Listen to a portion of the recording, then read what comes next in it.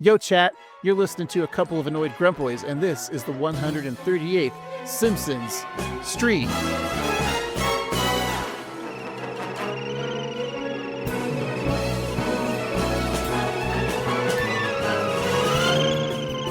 Here's Homer Simpson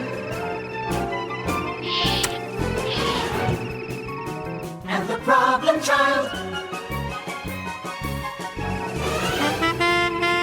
His daughter Lisa, Marge his wife,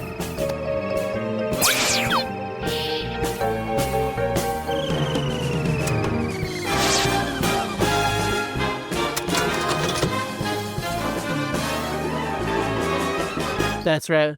We're the PCast that's all about that old show called The Simpsons that your grandparents watched.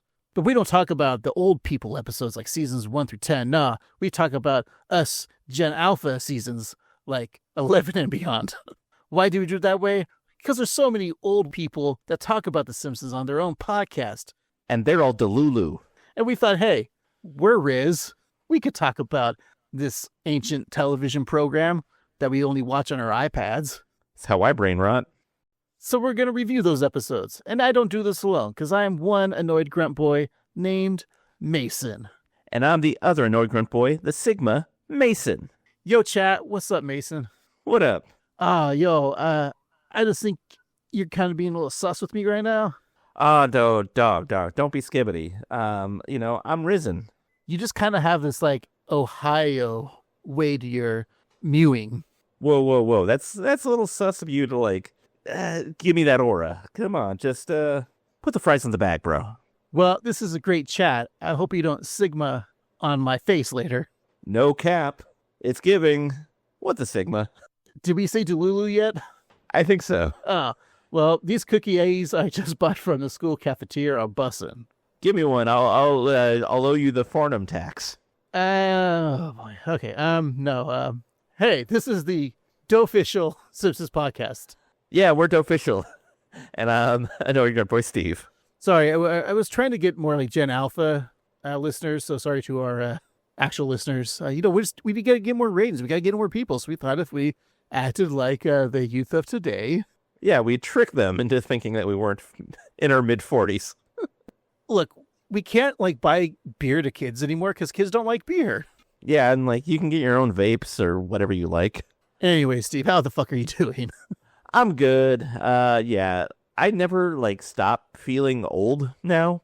Like the kids of today feel like so much younger than me when I was a kid because all the kids that I knew were my age.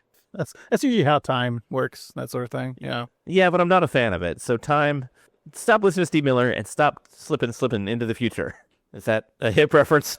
Well, don't you remember when you were a kid too? You're like, every kid says this too. Like, I get the pop culture. Like, I like the pop culture of today. Like, obviously my parents just don't understand, like the great Will Smith said before he slapped the world. But like, have you gotten to that age where like, even in my 20s, I was still like digging on like the pop music? Like yeah, I'll listen to some Lady Gaga and some Taylor Swift. Fine. They're younger than me by like a couple years, not by much, but they're still millennials. But you know, it's like you still try to get into the youth, even like in my 30s. But now it's just like, what are we doing? Yeah, I don't know like what the youth like. And when I see it, I'm confused. And like, I feel like Homer going to Homerpalooza. Like, I'm not hip to these new things, and I'm becoming to the point where like I'm not even aware of the things. So I'll hear a name and I'll be like, "Is that a person?" And I'm like, "Oh yeah, they have like 4 albums or whatever." I'm just like, "Oh, okay." Like I know Sabrina Carpenter. She seems fine. I like Charlie XCX.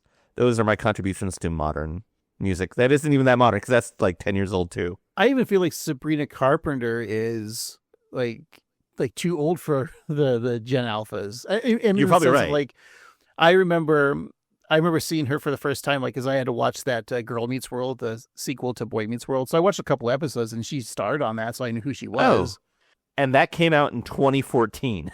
Oh, right at the, yeah. So she's, yeah, exactly. So, I have fine Gen Z, like we get along with Gen Zers because millennials and Gen Zs are very related. So Yes, them alphas, which we always said in middle school, we were always afraid of the alphas. Yes, and I still am. And I'm just waiting for the next generation because those guys, I know. Gen Beta, I'm here for you. I mean, I'm not here for you. I just can relate because I am also a beta. I'm a sub-man. I'm not like a pedophile. Just to clarify. Like the Submariner. He was a subman. Mm-hmm. He swam in the ocean. You know, this was a great subman. Jared from Subway. Exactly. Speaking of pedophiles, Jesus, Steve, what are you talking about? We're talking about The Simpsons, Steve. Let's just get into this week's episode. Look, we're going back in time all the way to April 24th, 2016. So, you know, when Gen Alphas were only like 6 years old, or maybe 7. Oh no, don't do it, Steve. I won't. 6, 7. I'm sorry. Us Gen Alphas, we don't like that anymore because all you boomers and Gen Alphas and millennials start saying it. Boomer lives. We're also a podcast. Who lives? Boomer. Oh, That's Marc Maron's cat. oh. Steve, I lied to you. We're not in 2016. I was looking at different notes. We're in 2015. I got my date wrong. Sorry, 2015. But still, Gen Alpha was 5. All right, Steve. February 15th, 2005, which is Broentine's Day, right? Is that because Galentine's Day is the 13th, Valentine's Day is the 14th, and 15th is Broentine's Day? Yeah, so the gals speak about the joys of feminism. Then you have Valentine's Day, and the guys disappoint the ladies. And then the next day, they give each other handjobs. Valentine's Day. We invented Broentine's Day, the handjob bit, so don't steal it, all right? Yeah, please don't. Steve, February 15th, 2015, you were probably, you probably always did something nice for your wife. Were you married in 2015? I forget the timeline again. I got married in 2015, so we were engaged at this point. So you probably did some sort of fun Valentine's Day gift for her. Yes, probably some sort of Parks and Rec related thing or something. I don't remember. It was a long time ago. I think I was I single then? I don't know. No, I don't know. I don't think the missus and I were courting yet. We knew of each other, but I Okay. don't think we were. Anyways, it doesn't matter. You don't need to worry about those kind of anniversary things. Who cares, right? But we might have been, but I know for a fact we did celebrate Valentine's Day because we did go to the theater that weekend for our hand jobs because we went to see a movie. Steve, what was the movie of the weekend? Oh man, a great literary work turned into an even better movie with the actress to end all actresses. It was 50 Shades of Grey. Starring the greatest Nepo baby of all time and now current Calvin Klein model. Oh, you saw that too? Yeah. That was all over Reddit. I don't know why. It really was. Spider-Woman herself. You know, I love Dakota Johnson. I think she's just lives in this world of her own, and I'm here for it. I loved Madam Web for how shitty it was. If nothing else, she is mostly responsible for the downfall of Ellen DeGeneres, and I applaud that. Well, that's what I'm saying. She just seems like she doesn't give a fuck what she says or does, and good on her. Yeah, she has all the privilege, and she has fun with it, and she's not a complete dick. So yeah, have fun with it, Dakota. Yeah.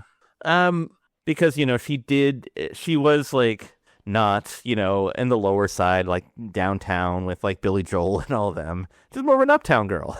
What was the number one hot song for the week? It wasn't Billy Joel. It was Uptown Funk by Mark Ronson featuring Bruno Mars. It's times like this I'm glad we're not allowed to play the music anymore because of the laws. This song is just repetitive. Yeah, did you hear it a lot when you were a KJ? No one's maybe one or two people saying that, but at this time I was a KJ and I don't. Because that would be a perfect time. I know at the time you were a smoker. I was. It'd be a great time to take a break. Yeah, I was just thinking most of the time when I was smoking, I only think about my favorite pilot to Star Trek that didn't air. The pilot episode, and how much I just wanted to go to the zoo because I wanted to see my favorite animal with the giant trunk and ears. I forget what they're called, though. Yes. They they represent your favorite political party. That's right. Steve, what was the hot rock alternative for that week? Why, it was Cigarette Daydreams by Cage the Elephant. For band names, I don't know why. I think it's a fun name. I do too. Okay. I'm not like a fan, or, I'm not a fan or I don't hate or whatever, but I'm just like, it's a fun name. Yeah, I mean, I don't love caging animals, but if No. you're going to, an elephant's a good one to cage because they're big. They never forget. Yeah. I like how, we're kind of always on the same wavelength. Like I acknowledge your being, Steve. Like, And I get what you're saying too. from a distance, like I could like point to my eyeballs and then point to your eyeballs with 2 index fingers, like, this motion. Yeah, I know we're an audio podcast, but you won't understand. Yeah, I get you. Yeah, I feel what you're putting down.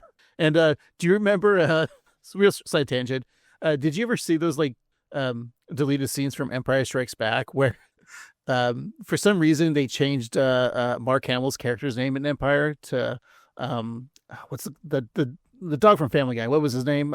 You remember his name, right? So Right. so Vader was like, "Look, Brian, I'm your father." I think it would have been so much better. Brian, come on. But then George Lucas was like, "Oh yeah, I remember his name was Luke, not Brian." Steve, what was the hot country song of that week? Why, it was I See You by Luke Bryan. Brian Starkiller. I remember seeing those sequels. They're the prequels rather when we were a kid, and before, we couldn't drink because we were just teens, so we had to go to a convenience store and get a slushie. I know. I was going to say, like, remember that time we were just standing outside of that establishment and Jim Carrey comes out and is like, "Big gulps, huh?" Yes. Yeah. We should have put a ring on it though, right? We really should have, and because all the single ladies. Yes. All the single ladies. See, what was the hot dance song of that week? Why, it's 7-Eleven by Beyonce. Yeah, kids today are 6'7", but we were always about 7-Eleven. I'm still about 7-Eleven. Get a big hot dog from the roller, get a Slurpee, like I say, and the other things, get a weird 7-Eleven tasting banana. Their bananas taste weird. I don't know. So you pay $3 for one banana? Exactly. I always have like memories of being a kid, summertime, riding my bike to 7-Eleven, always getting a Slurpee, and always trying to find the Chico stick that's not broken. That's a great journey. And Chico sticks are always related to 7-Eleven in my head too. So yeah, that makes perfect sense. All right. You know what makes perfect sense, Steve? Talking about The Simpsons. So let's just go to the episode that we're discussing this week, which is called My Fair Lady, which aired February 15th, 2015, like I said, in which Marge gets fed up with the thankless duty of chauffeuring her kids around. She begins working as a driver for a transportation app service. Meanwhile, Homer bankrupts Moe when he watches over the bar for one night, which forces Moe to take a temporary job as a janitor at the nuclear power plant. All right, Steve. Ooh. Let's go ahead and sip our big gulps or Slurpees and gnaw on our Chico sticks and then come back and discuss. Sounds wonderful. We'll be right back. It was raining hard in Springfield. I needed one more fare to make my night. I got a push notification on my smartphone. Passenger ahead, race wide. And we're back. Today we're talking about My Fair Lady. It's the 14th episode of the 26th season. It's episode 566 in the show's run. Original air date, February 15th, 2015. The nerd code is TABF07. Written by Marc Wilmore. Directed by Michael Polcino. And the showrunner, Al Jean. Alrighty, Marc Wilmore, sadly no longer with us, but he was a writer and producer. Aside from The Simpsons, he also was a writer for In Living Color, and he became a regular cast member in the last season. That wasn't so good, but it was still In Living Color. He also served as a writer for the Eddie Murphy claymation series The PJs, and he worked on The Tonight Show with Jay Leno. In the Simpsons land, he has written, about 10 episodes, and this is the 5th that we've talked about. Others include The Bart of War, Midnight RX, The Good, the Sad, and the Drugly, and 4 Regrettings and a Funeral. He's also the brother of comedian Larry Wilmore, who is a great cast member on The Daily Show. Man, I don't remember any of these episodes. Maybe the only one I remember is Midnight RX, which was our 6th episode. Yeah, I think that's the one where is that the one where they go to Canada to get prescription drugs? I think so. It's weird that you remember like this first dozen episodes we've recorded. And I don't know if I'm going to say that episode is probably not available on YouTube. I think we have like the first 10 episodes. I think the first one's up there, but the remaining first 9 episodes, or episodes 2 through 10, I don't think we have up on our YouTube page. Wow. There was another episode that I was looking for recently for the Patreon podcast, and it was like episode 73. I'm like, how is that not up there? Maybe it got taken down. Yeah, it's kind of like missing from the annals of history. So whoever does our YouTube, we got to yell at them and get those episodes up. I think the reason why the first 10 aren't up there is mostly because of quality, audio quality. Yeah, of course. Content quality is still shit, but audio worse. At least we're consistent. Yeah, and we've talked about too, like a lot of our old episodes that we recorded in 2019, I think should get a revisit and more of a specialized edition that we did with our very first episode. Mm-hmm. But we also talked about the writer that passed away in like 2021, and we assumed it was because he listened to our review and he didn't like it, or we didn't like the episode, and that's what killed him. This says here that Wilmore died of COVID, but I'm starting to think he listened to our podcast and that's what killed him. Yeah, not the scamdemic, but the us. But look, we still have a couple more Wilmore episodes that we'll get to in the future, so that's cool. We did a lot of Treehouse of Horror, it looks like, at least 3. Yeah, that's what I'm seeing. Yeah, the other 3, like My Pods and Broomsticks, Exit Through the Quickie Mart, probably a Banksy thing, and The Spy Who Learned Me, I have no idea. So this is we're talking about today. This is his last episode, sadly. So here we are. Thank you, Larry. And thank you, Marc. You always got to thank the brother, you know? Of course. Let's go to our first opening credits. How about that? Yes, why don't we? So this is a fun one. It's a synthesized chorus that's singing The Simpsons in the clouds part, revealing a 8-bit pixel art Springfield. The opening continues in the iconic retro video game style. The chalkboard gag says pixel art is not real art, but this is art, Steve. Indeed it is, and very popular at the time. When I'm watching it now, and I just saw the ghost of Frank Grimes pop his head in. Yeah, it's a time when I think mobile games were really like at the forefront, and like maybe the phones at the time couldn't process a lot of the power that your Xboxes and PlayStations could, Mm-hmm. and PCs, of course. So a lot of like those old school pixel games came back in a huge way. And I think Minecraft is kind of like, I think Minecraft really is like that first real huge. But also I think a lot of indie developers at the time too were playing around with this retro style one, because it takes a load off they can focus more on gameplay rather than graphics intentionally. And it's also, we're millennial assholes and we love everything retro. Yeah, when I went to art school, and there was video game developers at the school, a lot of the students were always making a lot of pixel art games. And we see like all of Springfield, and like I think the animation is a lot of fun because there's also the Ghost of Maud on there, and that causes a bonus up for power for Bart, and he gets to fly a little bit. It brings back to Bart vs. Space Mutants, which is a fun but impossible video game from the 80s. Yeah, like when Marge is going through the checkout line, and Maggie, of course. And she's buying up power-ups like mushrooms, coins, diamonds, that sort of thing. But it's weird because it's like a Pooh's there, so they have the Quickie Mart instead of the grocery store. Yeah, it's a little confusing. That's fine. Yeah, I'll allow it.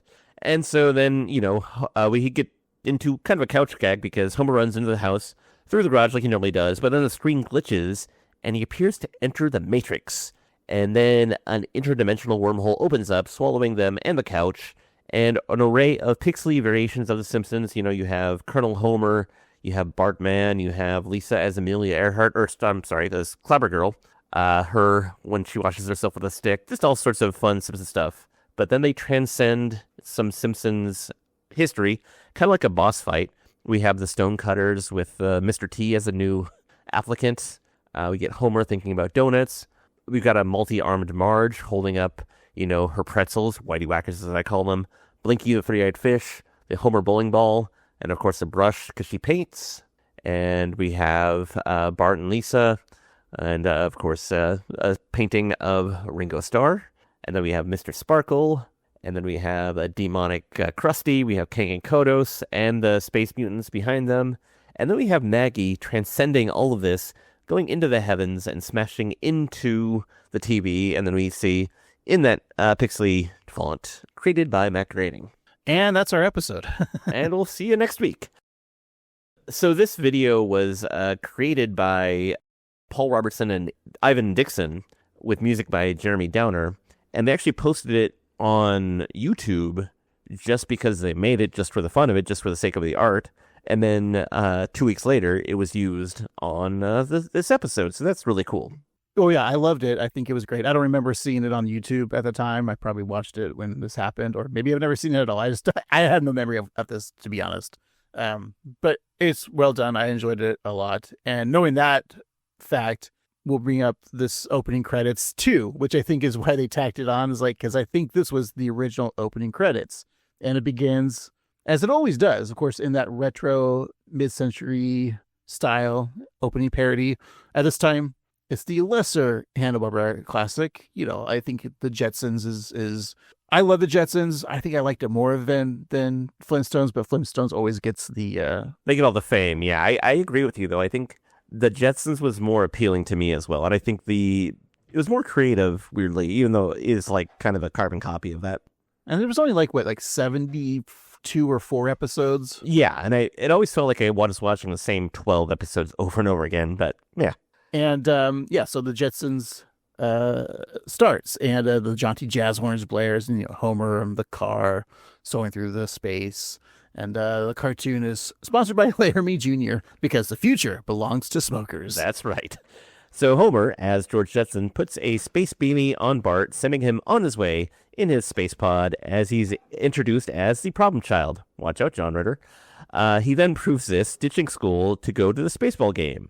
Meanwhile, hip daughter Lisa blows her sax while heading to see the world's last tree, conveniently located next to the world's last polar bear. I call this his hip daughter. I don't consider Lisa hip. No. It's because Judy Jetson, the daughter, was the hip daughter. Yeah, because she was a teen, and teens are cool. I always thought she was cool because she had white hair. Wow, that's cool. Was it supposed to be blonde or white? It was supposed to be white. White. Oh, also, I want to just, if you go to the Jetson wiki, the math doesn't quite math because George Jetson canonically was 26 when he met Jane, his wife, and she was 16, and that's weird. I'm just going to say this now, not a political podcast, but I figured out the Jetsons is the MAGA future. MAGA has destroyed the planet because they don't believe in global warming, and they like child brides. This is true, and there are 0 people of color in the Jetsons' future. Just there aren't even cats. There's just a dog and a weird springy guy. And if you look at Mr. Spacely, that was the was that Mr. Spacely? Yeah, his boss. His boss looks a lot like Donald Trump's father, Frank Trump. So ooh, yeah. Just put them together. Height-wise, it's off, but I think they're the same person. Yeah, I think you're right. So back to the opening credits, part 2. Marge, his wife, does the classic Jane Jetson wallet bit. Homer attempts to zap her with his ray gun, but she pulls out her compact mirror, causing to laser and ricochet back to Homer, zapping his face to ashes. So she just killed her husband. Let Marge go shopping, and Homer lands on a platform. His car folds into his briefcase. He puts his feet up at the desk, and the camera zooms out to reveal that he is just on display as the prime example of why humans failed. Again, this is MAGA's future. It's true. So several robots, including Bender, look on with shame and pity. And see, also AI took over. This is The Simpsons predicted it. Sorry. I'm going to have to make one of those weird TikTok videos of really creepy AI Simpsons, like The Simpsons predicted from this episode, and it just doesn't tell anything about how the world ends. But wait till the end, and you'll be shocked and amazed. Click for more, yeah. So this was all a dream. As we see Homer in bed, and the alarm clock next to him reads Saturday, 8:04 a.m., and instead of hearing that alarm, Homer is awoken by another piece of antiquated technology like an alarm clock, the dot matrix printer. So Homer shouts at Marge, a la George Jetson, to stop that crazy thing. I don't remember any alarm clock also saying the date. I mean, the day. day. Yeah. And I understand, they are you doing this because it's the weekend, but do we need to know that it's the weekend? Like it already feels like it is. Right. And I think that, just the fact that, as we'll see in the next 2 minutes, Marge is doing weekend chores or weekend activities with her kids, and Homer's out drinking. So yeah, we would figure it out.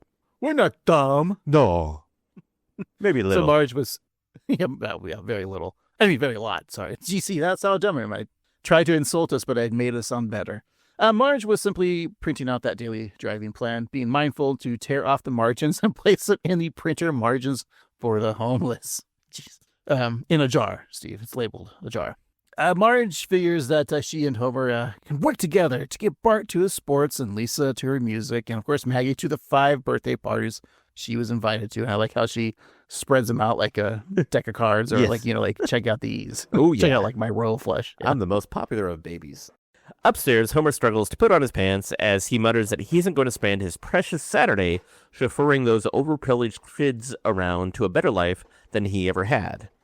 He then flashes back to being a young boy needing a ride to his Cub Scout meeting, and so Abe asks Homer if his slum is broken, leaving little Homer to get abducted by a van with a flaming skull on the side.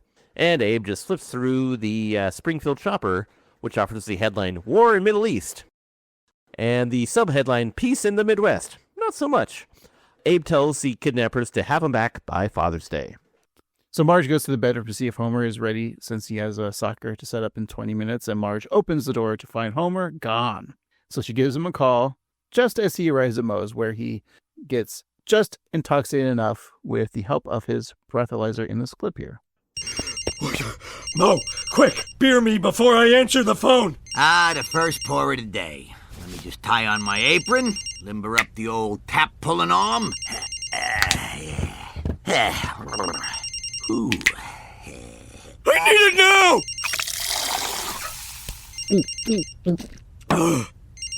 Hey, Marge. I'm supposed to help drive the kids. Oh, man, I wish I knew that sooner, but I just had a beer. You're already drinking at 8 o'clock in the morning? How much have you had? Come on. Woohoo! Off the hook! Looks like this is all me. Yeah, while you're at it, can you pick me up some beer? Oh. Oof, that's a rough move by Homer. But getting drunk to get out of something, not a bad idea. Yeah, it's true. I can't go to my wedding now. I'm too drunk. So some of the things on Marge's driving list include going to the hazardous waste disposal site to get rid of Homer's pants, a veterinarian visit for both the dog and the cat, and a veterinarian visit for Grandpa, and Bart going to paintball, then the eye doctor, and then the juvenile court. It's a fun little story there. And for Maggie, there's a stop at the pacifier warehouse and its return center, and then a bunch of birthday parties, play dates, and even a pray date with the Flanders. You figure they could probably cancel some of those. Like, why would they allow that pray date? Yeah, and it seems like really bad to have Maggie be indoctrinated by the Flanderses. We almost saw what almost happened, so you'd want to keep her away. Well, Marge hops in the car. The kids are already in the backseat and drives off as the punchy Run Lola Run style techno plays. Marge drops off Bart at Gerald's birthday party, but then swaps with the proper guest, of course, Maggie. And then Marge drives with laser focused, slowing slightly to allow Lisa to march her way into that moving car while in the middle of a parade. Following close behind Chief Wiggum on hot pursuit of Snake Jailbird, Marge is able to cut through the busy weekend traffic to drop off Lisa at Junior Gym Gymnastics. And it seems that Wiggum and Jailbird were doing the same, agreeing to have a cup of coffee. So Clancy offers to treat, but Snake insists that the stealing is on him. I like this little reveal that they're just trying to do the same thing as Marge, and Marge tailing behind them. Yeah, It's very funny. Makes me like Chief Wiggum and Snake together. Yeah, and I like the idea of Ralph and Snake Jr. hanging out. It'll be funny because then Snake Jr. will become a cop in the future, and Ralph will be a ne'er-do-well criminal. I mean, he is entering a low, with a heart of gold, of course, because he's entering show business. He's going to be an actor, so, the worst criminals. So Bart's Little League game is the next stop, going from the car to a baseball-shaped cart to drive to the mound where Bart can pitch. It's then time for Lisa's swimming lessons at the public pool, and Marge following along slowly in the car as Lisa does her laps. Like a regular baby driver, Marge speeds through the streets of Springfield, blasting the AC and switching from easy listening to the traffic report. At a red light, she plays a game of chicken with Helen Lovejoy, and the two mothers zoom from the kid activity spot to the next, Helen dropping off her daughter, then Rod and Todd, and then crashing into a water tower. Marge sees Helen tumble out of her station wagon and shouts, "See you at the bake sale, sucker." I like how she has no concern for Helen. Yeah, it's just like, whatever. Also, like, damaging the water tower, so probably the water supply of Springfield's going to be out for a little bit. That's also true, but you gotta get to your appointments. Well, meanwhile, Homer shirks his parental responsibilities drinking at Moe's, where the barkeep tells a tale of an afternoon drinking session from Sideshow Mel. When presented with a tab, Mel claimed that he left his wallet in his other skirt. Instead of cash, Moe's presented with a ticket to see Laney Fontaine's live stage show, Let's See What I Can Remember. I like this little interaction of, it's always like the guys talking to Moe and Moe reacting to it, but this time it's Moe telling a story and the guy is listening. It's nice, a nice little bar banter. Yeah, and I think, if you're somebody who frequents a bar, listen to your bartender. They have stories too because they hear everything. And so, yeah, take a moment to listen to a bartender. Should we say the same thing about baristas? No, don't listen to them. They're No, of course, listen to baristas. They have stuff to say too, and, nobody gives them respect. Just mostly just wait for your name to be called. It's funny, the baristas have so many stories to tell, but after they get off work, they go to the bar that's closest to their work. They tell the bartender their stories. I only say this because I knew many baristas that would do that. I believe it, yeah. It's a weird relationship, the bar and barista, because I've done both, and they both think that they're doing something much more important than the other person, and they're both right to an extent. It's funny, I just imagine like the bartender wakes up in the morning or afternoon and then goes to the coffee shop, and that's where the person they got drunk, they served them drunk last night, and now they have to cheer them up with coffee, the bartender. It's a beautiful circle of beverage life. Yeah. Meanwhile, the people over at the tea shops are just being all fancy. Yes. Is the tea shop then the winos at the wine bar? That's the same thing. Kind of, yeah, because they're a little pretentious, and they think they're fancier than they really are, but they're just doing the same thing. Getting uppers or downers or whatever they need. See, let's do that. Let's have like a pretentious wine/tea bar. Ooh, I like this. And we'll talk like Fraser and Niles. Yes, some chamomile and some Cabernet, some Merlot and some matcha, some Earl Grey and early times. Beautiful. Love it. That's great. and then also, but our food will be like the most American. Like we'll have nachos and buffalo wings. Yeah. Like grease bombs. Deep fried mac and cheese balls. I was going to say mac and cheese ball bites, of course. Yeah. We'll just take like, I don't know, like a Dave & Buster's appetizer menu and just make that as like our... Oh, and we'll have like heavy metal music only playing.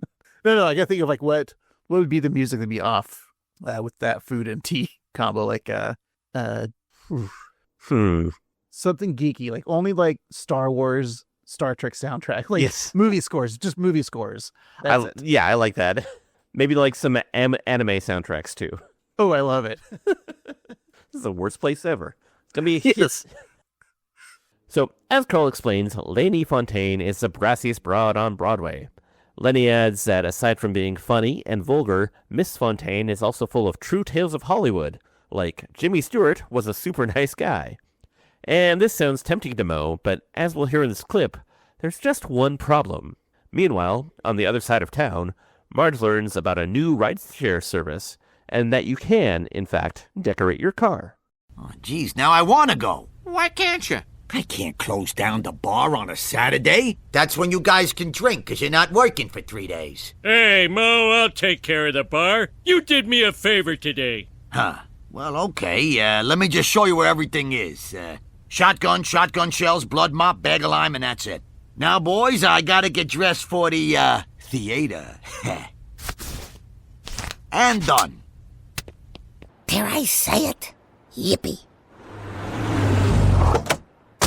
Oh, I didn't know we could decorate our cars. No, it's a here to there smile. When that's on my grill, I'm getting paid to drive people around. So you're a taxi? No, no. We're a social media-based rideshare service. We bring the fair back to fairs. Those aren't air quotes. My fingers start doing that after they're around the wheel all day. Well, I drive all day and I don't get paid a thing. I'm not familiar with that voice. Is that Dan or Hank doing the other rideshare guy? Why, no, that is actor and board game enthusiast Rich Summer playing the rideshare driver for Here to There, which is a service that I can never remember, but Here to There is what it's called. Rich is known for playing Harry Crane on Mad Men, and one episode where of The Office where Pam goes to art school and he tries to seduce her, and he also plays Doug in The Devil Wears Prada. Is he a big tall guy? Yeah, kind of Midwestern beefy, dark hair.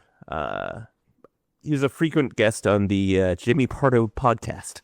I was thinking of the IT guy from whatchamacallit. Oh, The Office, yeah. No, he was So he was like, oh, right. Okay, I got it. So he was the one at art school with her, right? yeah. It was that weird plot of like he was trying to. Okay, like yeah, you literally said I think it's the one where trying to like seduce her. Pam and Jim are playing phone tag and like they just never quite get it off. And during that time, he's like trying to like he's not like a dirtbag about it, but like he's trying to like Yeah, and they never paid that off. He was just like kind of wanted to like flirt with Pam, but then he said like some shitty thing like how you gonna have a long distance relationship or whatever. And then we never saw him again. Yeah, they never really paid it off, but Rich Summer seems like a cool guy. He also played the voice in a video game called Firewatch, with a very short independent video game where you play a park ranger, and he does the voice. Huh. Is he related to the guy from the host of Double Dare? What's his name? Marc Summers? Yeah, Marc Summers. Is that his dad? It's spelled and pronounced differently, but I believe so, yes. Okay. He got rid of the S at the end of the name. It's cleaner that way, yeah. So if Marge was rolling in a rideshare money, Steve, she'd be able to buy a refrigerator with an ice maker, she says. So she imagines her classic avocado green fridge, but with an ice dispenser in the door, dropping one single cube. And I've never had a ice cube, like one of those refrigerators. Mm-hmm. It's got to have a line to it, right? From like plumbing, like water to go into it. And just never had that. And I was always like jealous of kids. It seems like such the fanciest thing, but everybody I've ever known who's had one, it stops working very shortly after you get it, or the ice gets a weird kind of freezer taste to it. Well, I think that's mold, isn't it? It starts building up mold. Yeah, it's not worth it. I can give you the recipe. Ice is very plentiful. Luckily, you don't have to lose guys on the summit anymore to get it. With your smart fridges, maybe you can get one, but I don't think it's worth it. So Marge's vision is cut short by the fedoraed young man asking her if she'd like to join the team of drivers. Marge is flattered when she asks if she's at least 23, but is less so when he asks if she's under 80.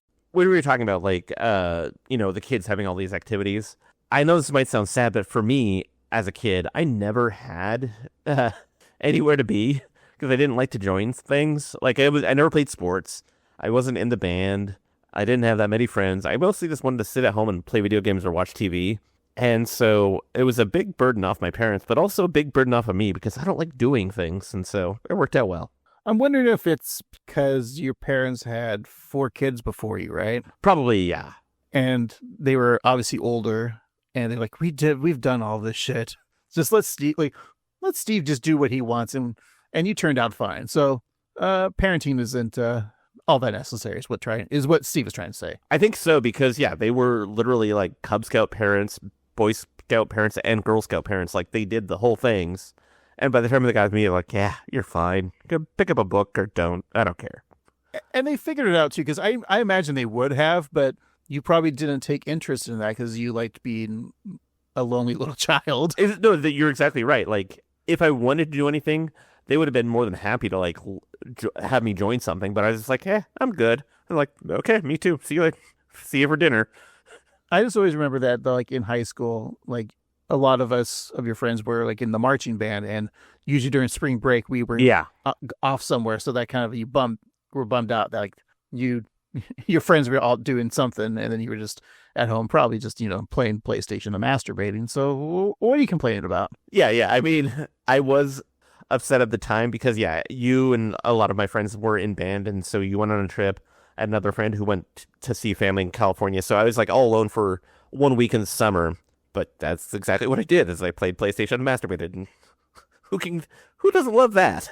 And have things changed, really? I've got a PS5. That's still PlayStation. Yeah, it's true. And I still masturbate, so. You're supposed to say, I have an Xbox now. Oh, I got one of those too, yeah. So the driver reaches into his trunk, grabbing a smiling set of teeth from Marge's car grill and avoiding the gun and ammo that's also in the trunk. But Grandpa was offended seeing the smiling car because when he was a young car, he didn't sit around smiling like he had nothing better to do. I love the guns in this episode. Like, there's just a gun in his trunk, and then I love how it mows. Like, there's a shotgun shells. So, taking over behind the bar, Homer opens the register to find that Moe barely has 2 nickels to rub together. He then proceeds to rub those 2 5-cent pieces until they just crumble to dust. Carl has a brilliant money-making idea. A ladies' night where the ladies drink free. Lenny is a little unclear about the details, but Carl lays it out for him. So that night, Moe develops a true passion for the theater and one performer in particular. How does Mo make money if ladies drink free? That's the beauty part. This place is about to be filled with guys buying beers, hoping to meet ladies. Brilliant. Oh, and thanks for telling me what the beauty part of it was. So they pull out my gallbladder, zip me up. I grabbed a cab, tapped my understudy, and said, "Not tonight, honey." And here's the song I killed him with.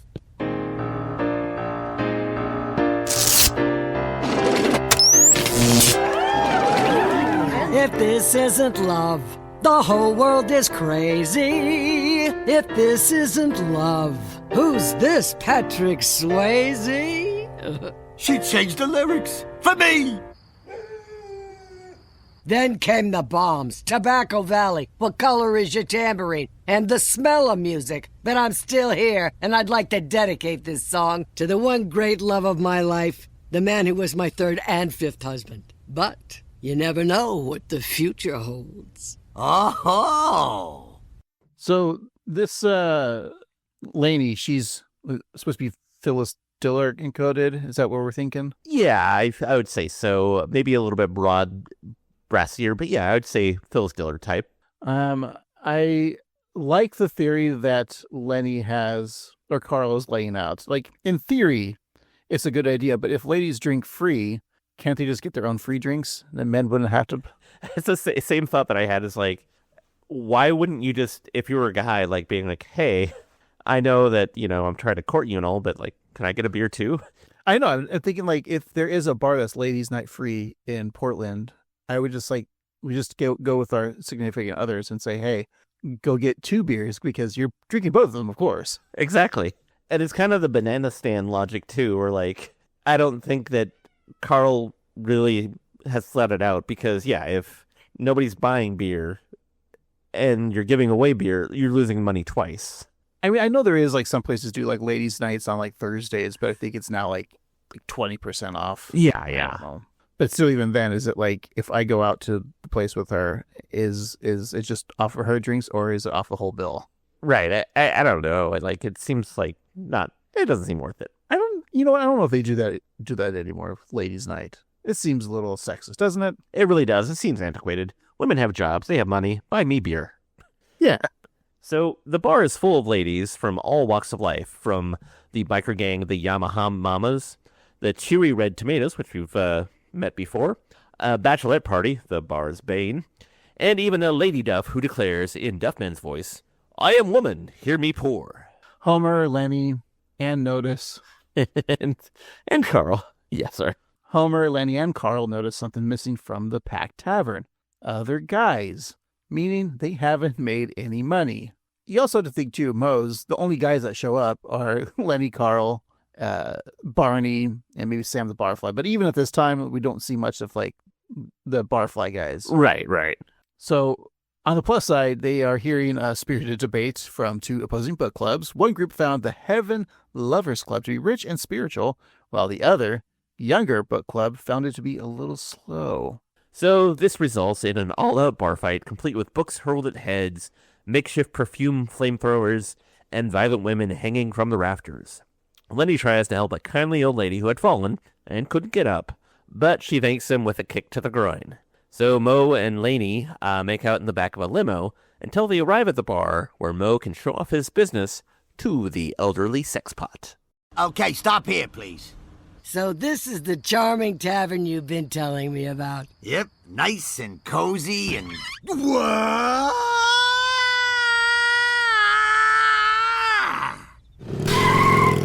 Ha!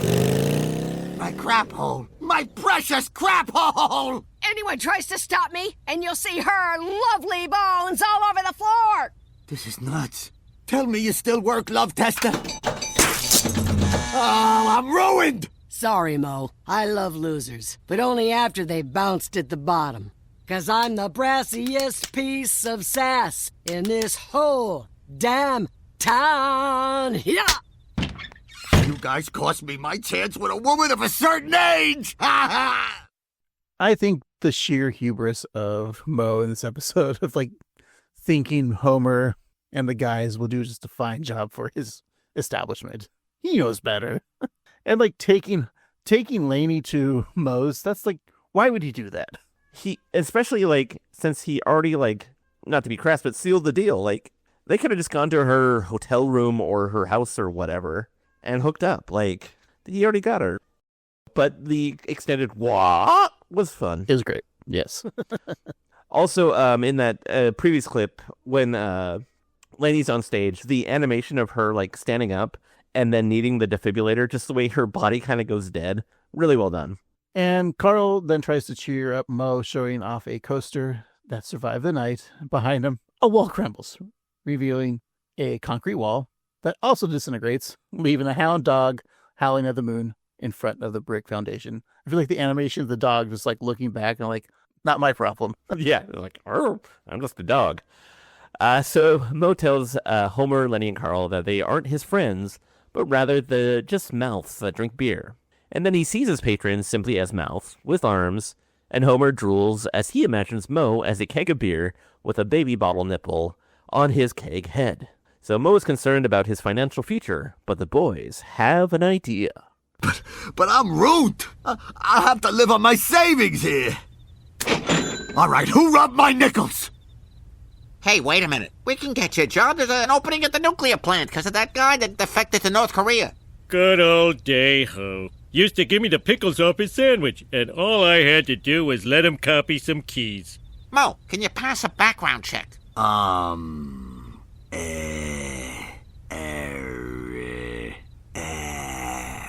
Sure. Then you're in. Yeah, how far did they go back?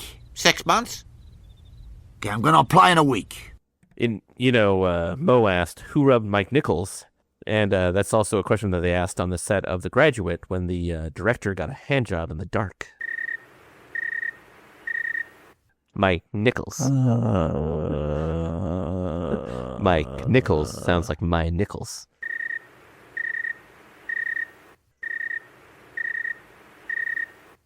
I could only do so many crickets. Okay. Now I lost all train of thought about that clip because of your horrible, horrible joke. Background checks. Day-Ho. Pickles. So Marge is on the road when Lisa informs her of her first paid ride. Finally, Marge will earn enough money for schlepping. Milhouse is hurt that Bart's mom has a job when his dad doesn't. Then Kirk pops up from the back of the station wagon telling his son that once winter comes, there will be driveways to salt. Long, long driveways. Oh, yeah. And here we talk about how we hate Kirk Manhattan a lot on like, newer episodes. But this is perfectly how to use him. Just for this joke, I'm fine with that. Yeah, make him just loser enough with that glimmer of hope that everything might come up Kirk, but it probably won't. Which is weird because then you have like two characters like him and Gil with very similar backgrounds. Yeah. And then you have Mo, too, who's also a loser in a slightly different way. But, like... I see that, I think, different. Like, I love Mo because Mo is, well, he is quote-unquote loser. He's also still kind of like a badass. And he's a fleshed out character because he has a past which changes, but, He was a little rascal. He was an actor. He, Yeah. He might have been an attractive guy. He's into boxing. Like, he's done it all. He reminds me of my dad, honestly. Yeah, we talk a lot about like the Mount Rushmore of something. Who are the 4 Mount Rushmore of Simpsons characters? Not the family, but of Springfield. And I think Ooh. Mo is one of those Yeah. Mount Rushmores. Call it Mount Rushmo. Around Mo. Yeah, I think it's Mo, Krusty, and then figure out the other 2. There's plenty to choose from. Yeah. Mo and Krusty definitely going up there. Like, that's your, like, Lincoln and Washington. Yeah, it probably would have been a Pooh had we not canceled him. Sure. Yeah, I think... Here's a weird offer I'm going to put out there. Lindsay Nagel. I know that she doesn't have a lot of history, but she's done a lot of things. Steve, there's no women on Mount Rushmore. And there never will be. I mean, do you put, like, Hibbert up there? Hibbert's a good choice. I mean, you could obviously with Lenny and Carl, but I don't think you would want to, like, bunch those. Yeah. Again, Wiggum is a choice. I mean, you got to put Burns. Oh, there you go. I think you're right. It's Burns. And I think Wiggum is a really good choice, too. Right. So any Hank Azaria character is what we're saying. Oh, no, that's because Burns is Harry Shearer. So, yeah, I think Burns. I think you're right. I think it has to be Burns. It has to be Mo and Krusty. And then the one more Simpsons or Springfield. So I'm going to say some names, put them out there. You got Skinner. And sadly, it will be all male characters. Yeah, you got... Just like there's... you've got Mayor Quimby. Mm-hmm. Let's just go with Roy. I think it should be Roy. That's a great choice. He's not quite a Simpson, so yeah. Like if it were to be any female that's not Simpsons related, I mean, you could go with Agnes, but I don't know, over Patty and Selma, but again, too Simpsons related because they're... I like your Lindsay Nagel, but yeah, I just don't think we've never had like Barbie friends. Yeah, I think maybe an Agnes or a Helen Lovejoy. Oh, it could be Flanders. Flanders is good. He does have probably the deepest history, and like I think Flanders, that's the choice. I think it is. All right. This is a great discussion for our fans. So email us at 13simpsons@gmail.com or contact us on social media like Instagram and let us know who is the Springfield, not Simpsons characters, but the Springfield Mount Rushmore. All right. Back to the show, Steve. Alrighty. So arriving in front of a rundown house, Marge drops off Shauna, who is happy to get a ride without having to put out. Marge offers the teen that if she really wanted to get her belly button pierced, she should really see a professional. So Kearney steps out of the dilapidated home with a staple gun, but Shauna informs him that she'd rather go to the safety of a mall kiosk. She then hops back in the car, reminding Kearney and the viewer that she's Shauna. This is definitely early on in Shauna's creation, right? Where she would always say, I'm Shauna. Yes, because I remember when we started doing this podcast, I was not super familiar with her. And so, like, watching her in this time, she would a lot of times end her scenes being like, I'm Shauna. And so now I know. So thank you, Shauna. Well, Waylon Smithers, who could also be in his own Mount Rushmore, welcomes Mo to Springfield Nuclear, saying that though he may start in janitorial services, there's always a chance to move up the corporate ladder. And Mo tells his pals that he's grateful, saying both a genuine thanks a lot for the job and a more sarcastic thanks a lot for causing him to need a job in the first place, as he shares that he can neither forget nor forgive their actions. And in this clip, Marge picks up more riders. What's for dinner, Mom? I'm sorry, but I'm not your mother. Hey, I'm the one paying. Fine, there's meatloaf. What's meatloaf? Left, left, left, left, left, left, left, left, left. Flamingos turn pink from eating shrimp. Cats have over 100 vocal cords. The Golden Gate Bridge is the longest span between 2 towers. Why are you telling me all these things? Isn't this cash cab? No. Oh, it's never cash cab. Faster. It's slower. Hard a port. Disco Stew says hang a you. Make a Louie up here at the stop sign. Blood bank. Girl with big punching bags. So for the love of God, get me to Mexico. I want to be on Cash Cab. Yeah, I was going to bring that up. Steve, you've already mentioned that on this podcast. Okay, well, I still want to be on there. Does it exist anymore? No, they tried to bring it back. I think pre-COVID, but then yeah. I like the animation of the other Springfield characters and continue the dialogue. Like you see this a lot in like movies or TV. Mhm. And even when Dedrick Tatum says punching bags, like it looks like he's like in on the joke. Like, do I have to say this? Because it would make no sense. Like Chris is saying that woman has big punching bags. Right. Also, second week in a row that we've had where Krusty's a horny little asshole because of Charity Titters last week. I still love Charity Titters. That's probably who we saw. Yeah. And sad that Nelson doesn't know what meatloaf is. Yeah. It's also a weird kind of like vaguely prostitute-y sex work thing. Like, it's like, I'm paying, so you're my mommy. It just feels a little weird. No shame to that. But Gil, too, it's just funny that Marge has to give up her money because poor Gil. Yeah, there we go. There's a little difference between Gil. I think people feel sympathy towards Gil, whereas like no one feels sympathy for Kirk. So that's kind of the difference. That's a good point. So as Mo mops the floor, Mr. Burns calls him Swabby and points to the alternating squares on the floor that he missed. And Mo responds that the begrimed spots are the darker squares of a checkerboard floor, referring to Monty as an unwrapped mummy. Burns is all ready to fire Mo, but just then Smithers informs him that the Nuclear Regulatory Commission is on site, ready for a surprise inspection of the plant, scouring it high and low. And this causes Homer to astutely point out that high and low are exactly where the problems are. Mo takes the lead, asking the head inspector his badge photo shows him sporting a mustache, when in reality, he's clean-shaven. The inspector explains that he was a Freddie Mercury in a Queen cover band that was devoted to Brian May. Mo may be happy for the musical growth of the person, claiming to be an inspector, but that doesn't prove he's legit. So they need to be cautious, Mo explains, as they're in one of them highly sensitive joints. He then knocks on a nearby pipe, causing it to shoot out a green vapor. So Mo casually ties the rubber glove around the hole, replacing it with another glove once the first one fills with gas. The alleged inspector admits that it'd take weeks to grow the mustache back and months, if not years, to get a replacement ID badge. So the NRC leaves, defeated, vowing to come back and God knows when. But Burns is impressed with Mo's quick thinking, and meanwhile in this clip, Marge meets some old school competition. Young man, how do you fit such brilliance into such an ugly ethnic head? Well, if you own a bar, you either keep it clean or learn to deal with inspectors. And Mo don't clean. Interesting attitude for a janitor. What say we make you the new supervisor of Sector 7G? Me, a supervisor? I feel like I overdosed and went to heaven.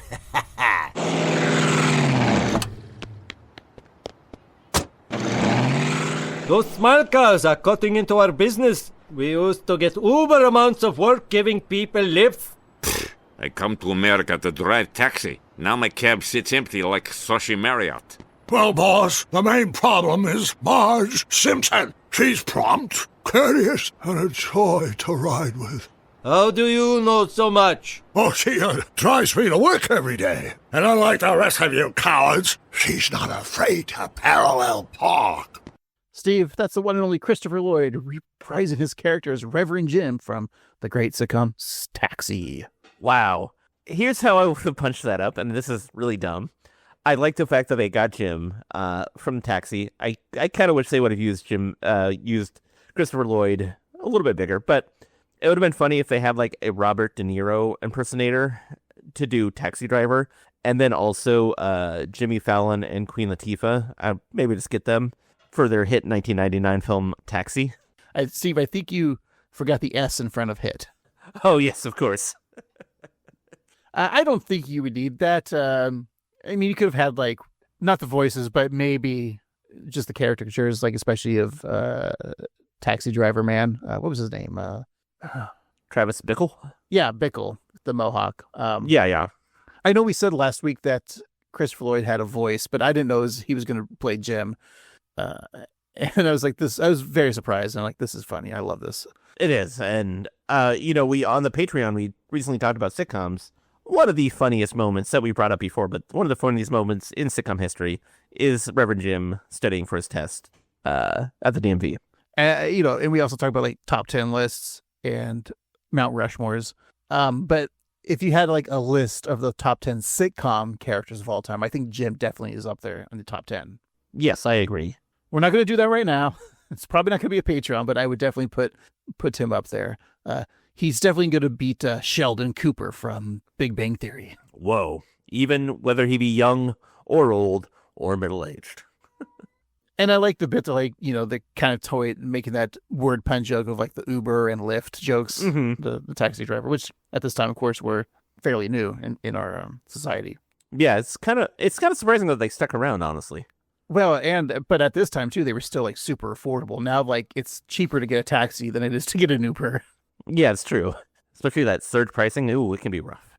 So back at the plant, Homer, Lenny, and Carl are playing volleyball using safety barricades as a net and a helium-inflated hazmat suit as a ball.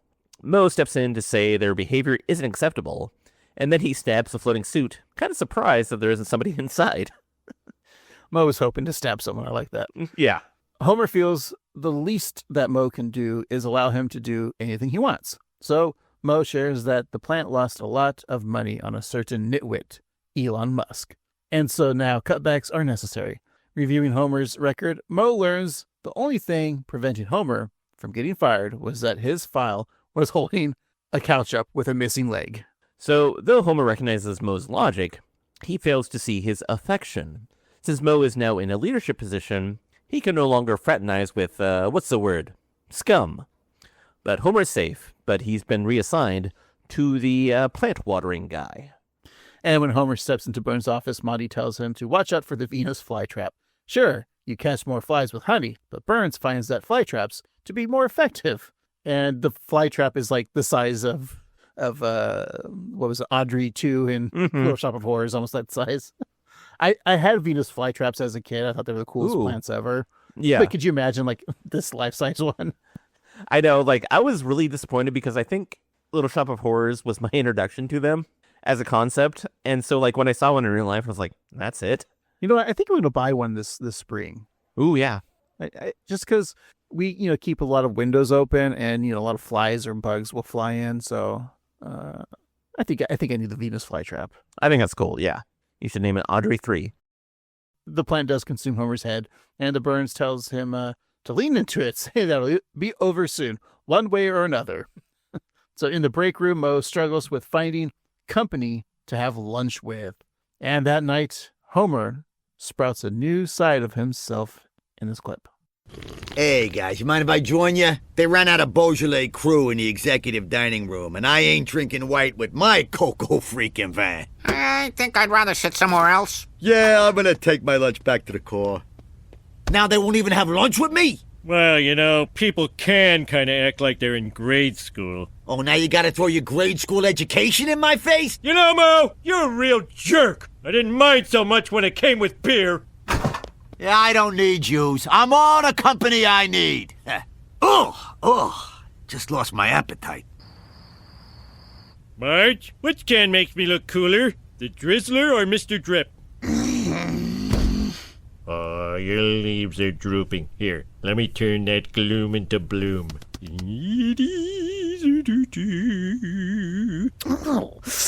Oh, Homer Simpson. Working with those plants is great. It's helped you get in touch with your feminine side. Feminine?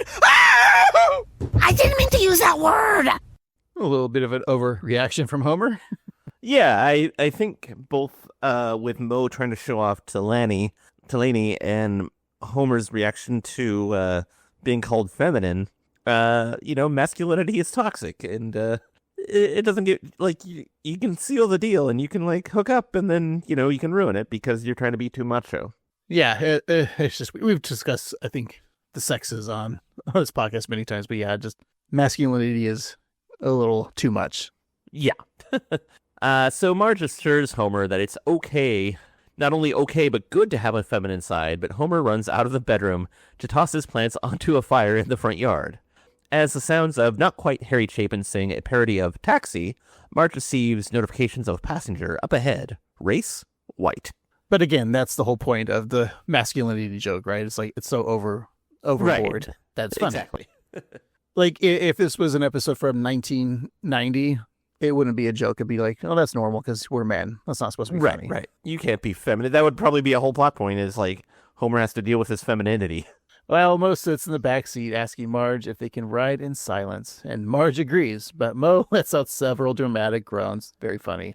The song continues from Marge's perspective, with Mo sharing his sadness and that he misses Sling and Brew, and Marge drops him off at the tavern and offers advice for both of them. So things seem promising until Marge is surrounded by cab drivers. Mo, I think we'd both be a lot happier if we quit our new jobs. You know, I think you're right there, Midge. I'm gonna build my bar back up better than ever. Ha ha! How hard can it be, huh? Oh, God, this is so much worse than I remember. So, you drop off your lover and go back to stealing our jobs. He's not my lover. Let the man speak. Medallions. Air fresheners.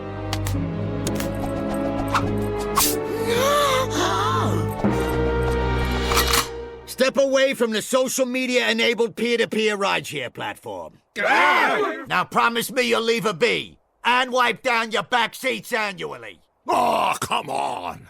Okie doke. Now beat it. We get another final cameo from Christopher Lloyd. And another gun. Another gun. Here we go. There's so many Chekhov's guns in this episode, but that one finally went off. But yeah, I really like the taxi drivers, and just, it's a fun concept. Mo tells Marge that it might be time to hang up the old beaded car seat, and Marge agrees, offering her smile decor to hang on the mirror behind the newly remodeled bar. So Lenny is glad to have Mo jerking his suds again, causing Mo to admit that the best way for him to get along with most people is to hide behind a 2-foot chunk of solid oak.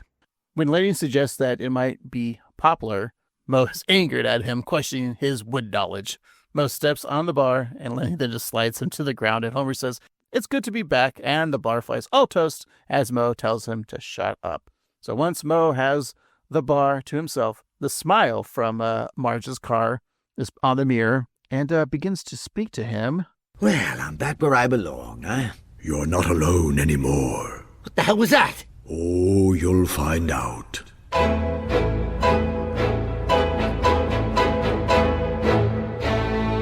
What does it all mean, Steve? I don't know. Creepy way to end the episode. Yeah. Maybe it's just, maybe it's all like the wood varnish, like fumes got to Mo, so he just sees it talking.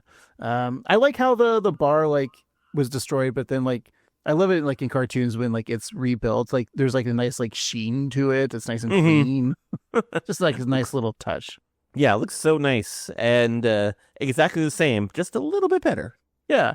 He always talks about, like, never having money, but yeah, he's got, like, these nice, like, fancy bottles of booze behind the bar, and I always love seeing the Absolute Crusty bottle. I think it's just one of the coolest looking products, which, you know, I know we talk about products and gifts, and we've discussed it before, but they should really get into making that. Like, there is, like, celebrities that have, like, their own, you know, alcohol. Like, how great if there was the Simpsons, like the Crusty. I mean, they've made Duff beer before actual beer, so why can't they make, like, partner up with Grey Goose or something like that? I was trying to think of Kettle One or something, you know, like, have, like, a limited edition Crusty bottle that's probably going to cost you $100, and it's going to be okay vodka. Yeah, because, I mean, I think the alcohol industry is really suffering because those Gen Z kids, they aren't drinking enough. I mean, this is true. And so they need whatever they can get. So if they can get some Simpsons fans to buy an overpriced bottle of vodka, that might help save the industry. So get on it, Absolute or whoever. And, like, we're our age and below. Like, we're all about the legalized marijuana anyway. Yeah. All right. Well, enough alcohol, firearms, and tobacco talk, Steve. We're going to take a little break and then wrap up this week's episode. How about that? Sounds great. We'll be right back.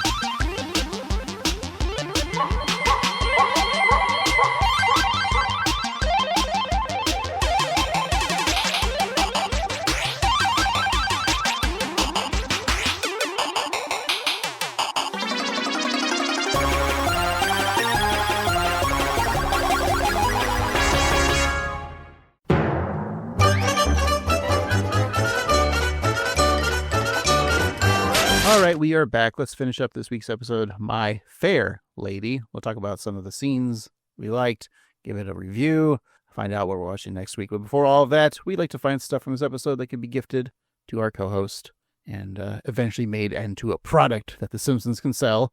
We already discussed, of course, the crusty vodka, but we're not getting Steve vodka because he doesn't really drink alcohol much anymore. So it'd be pointless for him to get the booze. Instead, I'm going to give you something that you really need, Steve, and that's a dot matrix printer along with printer margins for the homeless jar. Very kind of you.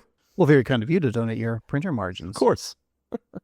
I know that your wife has a car and she would probably like to accessorize. You know, this was the time when they started selling accessories for your car for some reason, and I think that fad never really panned out. It just kind of stopped. You don't really see much anymore. So I thought you do need the smiley face on it, though. I thought you would enjoy that, and your wife will enjoy it. And if we ever get bored, we can start picking up passengers.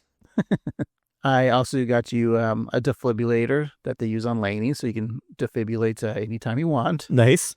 And I have a staple gun here, and I will pierce you anywhere you want. Prince Albert, here I come. And you will be coming. That's very nice of you, Craig. And I'm not done. I'm not done. All right. One more. Here's some shotgun shells and a giant Venus flytrap. That's it. Nice. They're very kind of you, Craig. I also got you some things. I got you tickets to see Lainey Fontaine, the brassiest broad on Broadway. And, you know, you're going to want to know when that is, so I got you an alarm clock that says the day of the week, so you're not confused. I got you a hazmat suit with a person inside, so if you do want to stab it, you're in luck. And then I also got you a shotgun shells, and a bloody mop, and a sack of limes, so you can cosplay as Mo anytime you want. I love it. Steve, what did you think of this episode? Give us a review and tell us the scenes and stuff you liked, I liked both the intros, both the 8-bit pixely one and the Jetsons. A lot of fun. The introduction of Mo and Mr. Burns. We don't see them play together that often. I like Mo being like, Mo don't clean, and Burns being like, interesting attitude for a janitor, but okay. And Mo's creativity dealing with the inspector. A lot of fun. I like that Carl was kind of the bad guy in this because he's the reason the bar got ruined. I enjoyed all the ladies in the bar and the book club showing off your lovely bones. I think there's a lot of ideas and a lot of intros, and the plot kind of gets a little lost, but I think it still works. It's a watch for me. I really like, of course, Rich Summers had a small part, but I think his was fun. I think seeing Reverend Jim was a lot of fun. And of course, as always, Tress was great as Lanny.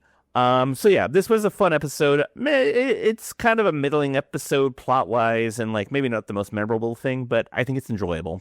So if I had to give it a numeric review, it is said that in 2016, Rich Summer had over 900 board games, which is too many board games, and that's a lot of instructions to read. But out of 900, I'm going to give this 756. What are your thoughts, Craig? On the board games, do you think he has multiple versions of Monopoly? You know how they have Simpsons Monopoly? Because we have multiple versions of trademark product monopolies. So I wonder if some of those are included. He probably has both Mad Men Monopoly and Office Monopoly that he probably got from working various jobs. And you'd be making a joke, but I guarantee you those exist. Oh, 100%. And I have a lot of Simpsons board games, all of the Simpsons Clue and that sort of thing. So I always look for the Simpsons board games when I'm out and about, thrifting. But yeah, I think you're right. The two intros, couch gags. It's nice knowing that one was just a fan made one, and the Simpsons powers that be were hey, you know what? Let's put it on an actual aired episode. And I hope they got reimbursed for it, even though it was a fan thing and they didn't get permission probably. And they obviously didn't sell it, but it'd be nice if they were compensated because it was so well done that it looks like it was produced for the Simpsons, they were paid to do it. But the fact they weren't, I hope they did get compensated for that. And then the Jetsons thing is just great, even though I know at this time too, Jetsons is never on the people's minds, but I'm always happy to see something like that. You're right. The meeting, Mo talking to Burns is how come we don't ever get interactions between them, I think is something that, I want to see more of. Mm-hmm. Because they're both kind of villain-esque characters who don't take crap from people. Not villains, but like they don't put up with anyone's shit. And they're not. And Mo has no reason to suck up to Burns. Right, and it's classic high status, low status too, which is always fun. Yeah, and just the chores that they have to do on Saturday. It was just a great scene, like that Lolo run montage with Marge and dropping off the kids. I loved all that, especially the snake jailbird and wig and stuff. Laney, of course, all that stuff good. The ladies bar fights, like all that you said. I did love how they envisioned Mo as a baby bottom with the nipple. Oh yeah, that was well, like really well squirting done. out. And of course, I'd Reverend Jim, Christopher Lloyd. Always fun to see that, and reference made for boomers and Gen Xers and some millennials. Mm-hmm. And MBJ, did you give an MBJ? Oh, I'm gonna give it to Mo. I think. Let's say Mo. I agree. Mo always wins, especially with a wah. Oh yeah. One thing I really enjoyed about this episode, and we talked about this on our Patreon episode. So if you didn't listen to that, or you're not subscribed to our Patreon, how dare you? But I like how Simpsons episodes will have two stories, like most sitcoms, like the A story and the B story, and they eventually meet each other in the end. Mm-hmm. And this episode does that perfectly well. The Mo and Marge had the final moment because it was their story. And I was going to ask you this too. Do you feel like Mo is the A story or Marge is the A story? Because it's called My Fair Lady, and that's about fare, like cab fare. And so it leads to believe it's Marge, and she does start the episode, but in a nice little bit of foreshadowing, I guess, for the episode is we do see Mo talking to Homer at Moe's and talking about, like, what he wants to do. Yeah, I mean, I kind of feel like Moe's story, at least for me, like, it drew my attention more, and, like, it seems to be, like, the A story for me.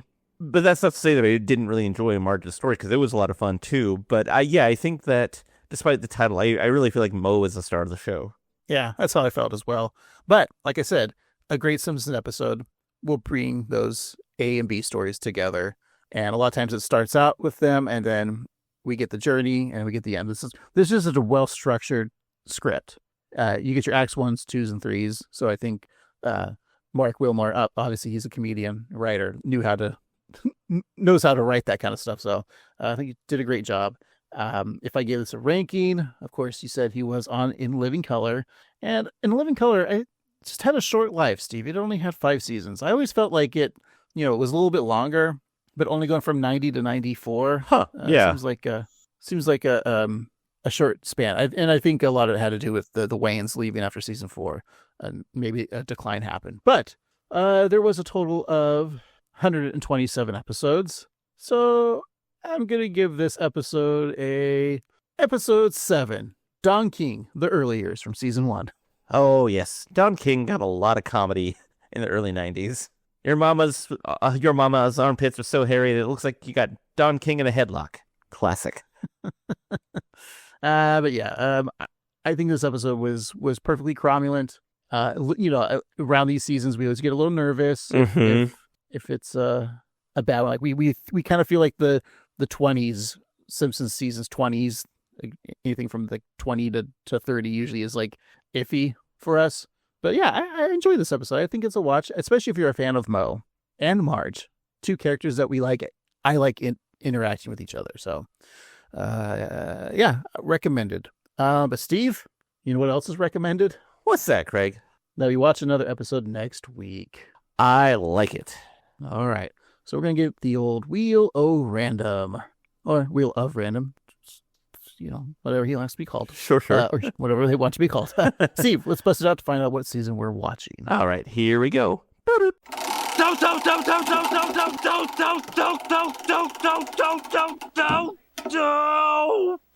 All right, we're jumping towards the future from season 26 and going to season 31. Wow, season 31. Let's find out what episode it is. All right, here we go.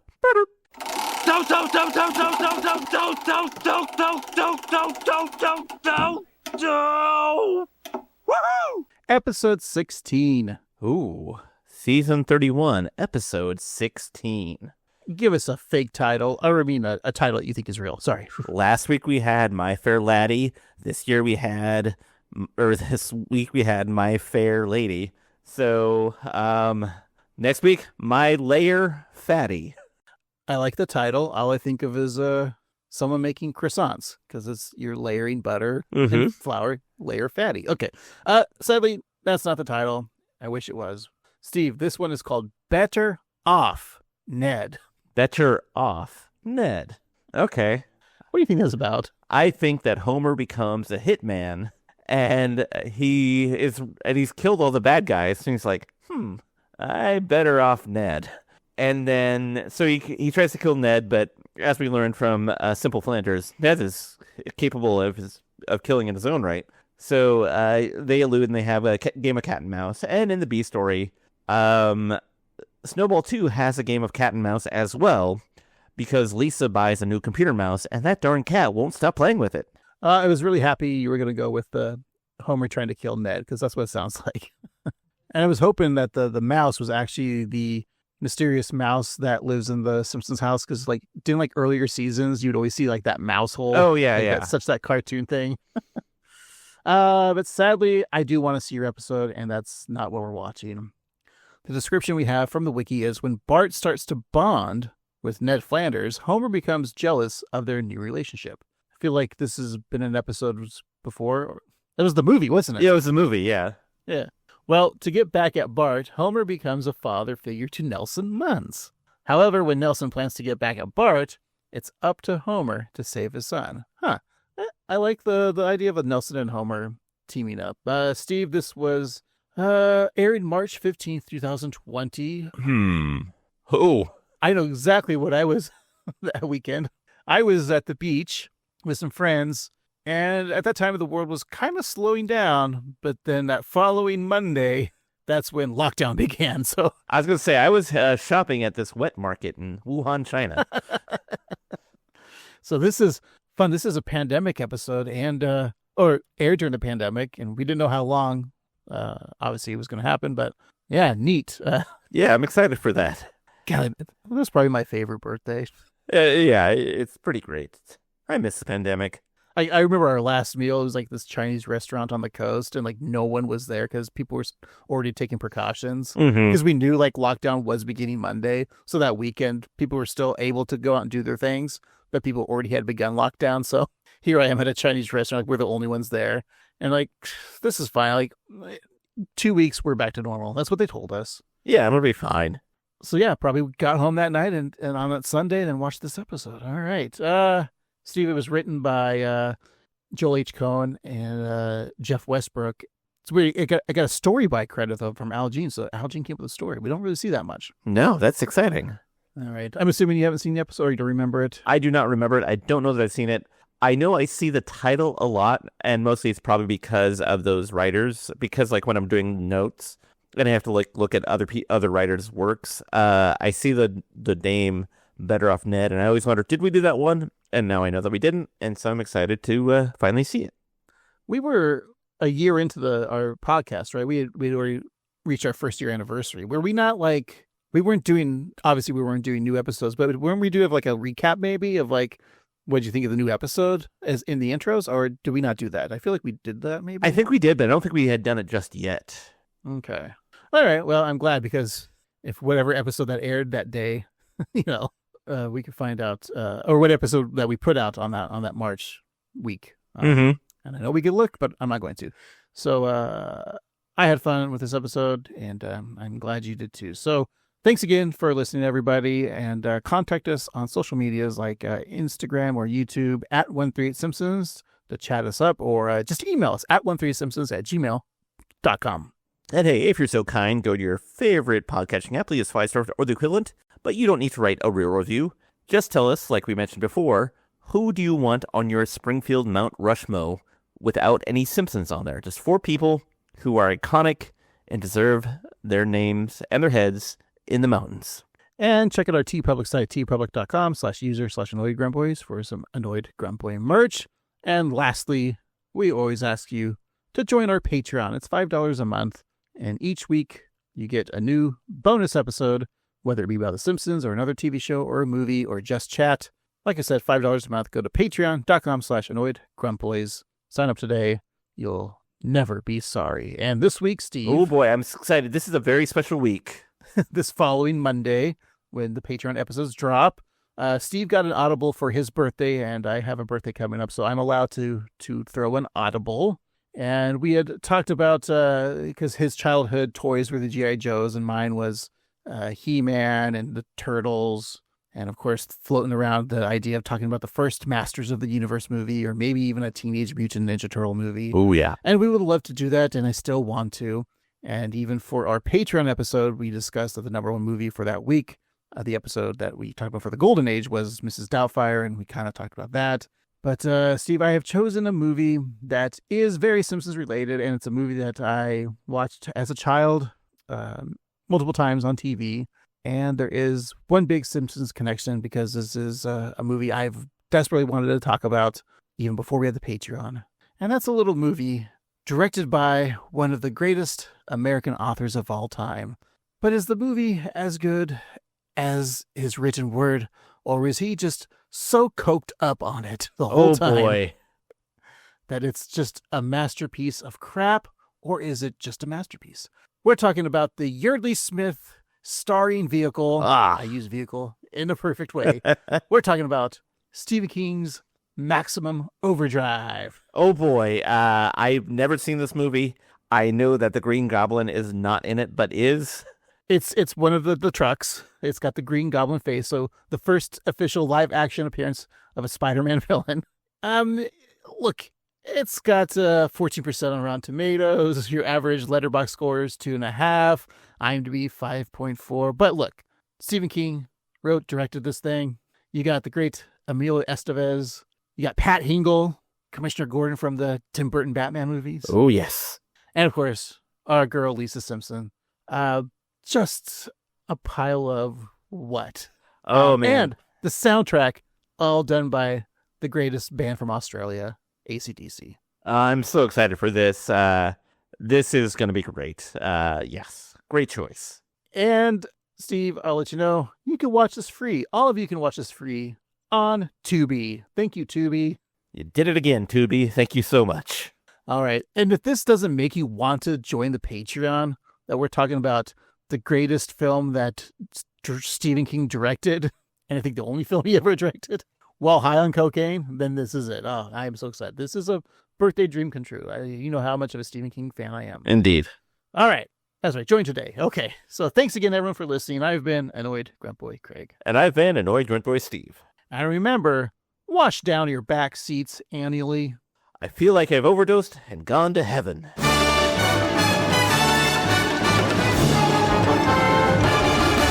My crap hole! My precious crap hole!